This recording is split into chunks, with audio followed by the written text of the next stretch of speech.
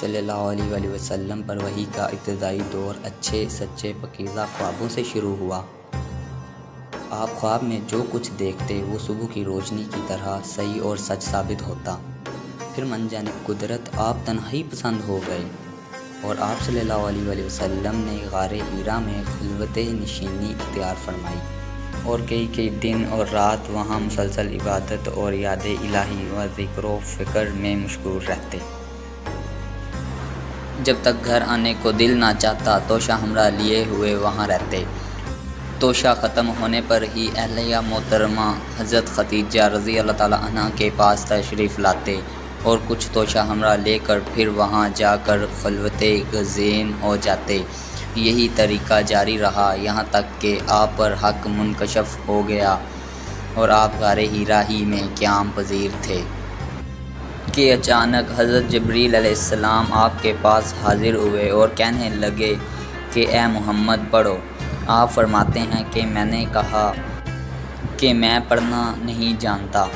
آپ صلی اللہ علیہ وآلہ وسلم فرماتے ہیں کہ فرشتے نے مجھے پکڑ کر اتنے زور سے پھینچا کہ میری طاقت جواب دے گئی، پھر مجھے چھوڑ کر کہا کہ پڑھو۔ میں نے پھر وہی جواب دیا کہ میں پڑھا ہوا نہیں ہوں۔ اس فرشتے نے مجھ کو نہایت ہی زور سے پھینچا کہ مجھ کو سخت تکلیف محسوس ہوئی، پھر اس نے کہا پڑھو۔ میں نے کہا کہ میں پڑھا ہوا نہیں ہوں۔ فرشتے نے تیسری بار مجھ کو پکڑا اور تیسری مرتبہ پھر مجھ کو پھینچا، پھر مجھ کو چھوڑ دیا اور کہنے لگا کہ پڑھو اپنے رب کے نام کی مدد سے جس نے پیدا کیا اور انسان کو خون کی پھٹکی سے بنایا۔ پڑھو اور آپ کا رب بہت ہی مہربانیاں کرنے والا ہے۔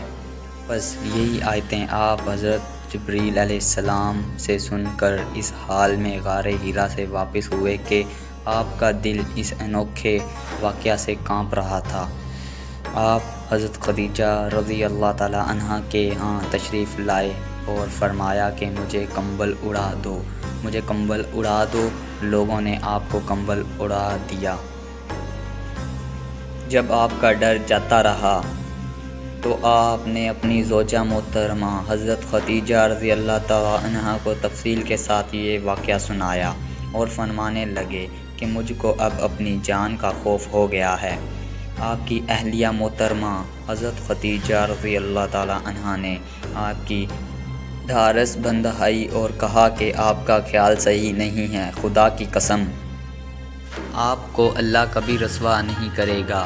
آپ تو اخلاق افضلہ کے مالک ہیں، آپ تو کنبہ پرور ہیں، بے کسوں کا بوجھ اپنے سر پر رکھ لیتے ہیں، مفلسوں کے لیے آپ کماتے ہیں، مہمان نوازی میں آپ بے مثال ہیں اور مشکل وقت میں آپ امر حق کا ساتھ دیتے ہیں۔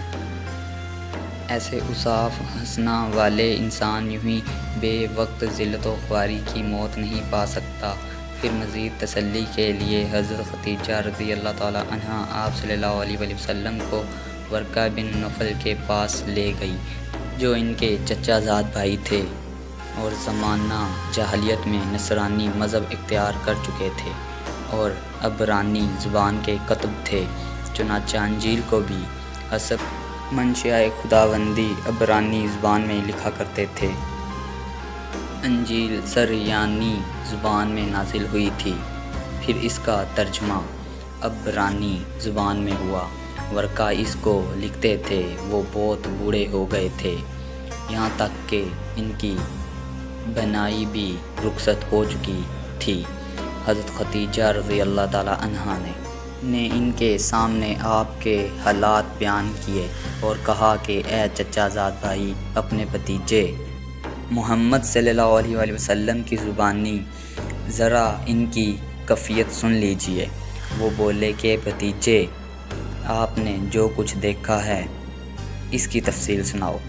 چنانچہ آپ صلی اللہ علیہ وآلہ وسلم نے از اول تا آخر پورا واقعہ سنایا، جسے سن کر ورقہ بے اختیار ہو کر بول اٹھا کہ یہ تو وہی ناموس معزز رازدان فرشتہ ہے جسے اللہ تعالیٰ نے حضرت موسیٰ علیہ السلام پر وحی دے کر بھیجا تھا۔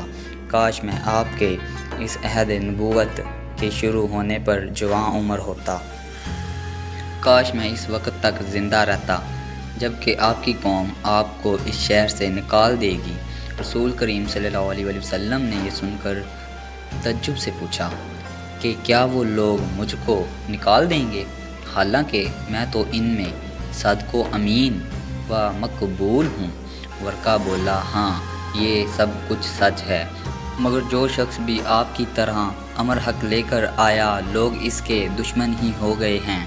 اگر مجھے آپ کی نبوت کا وہ زمانہ مل جائے تو میں آپ کی پوری مدد کروں گا۔ مگر ورقہ کچھ دنوں کے بعد انتقال کر گئے، پھر کچھ عرصہ تک وحی کی آمد مخفف رہی۔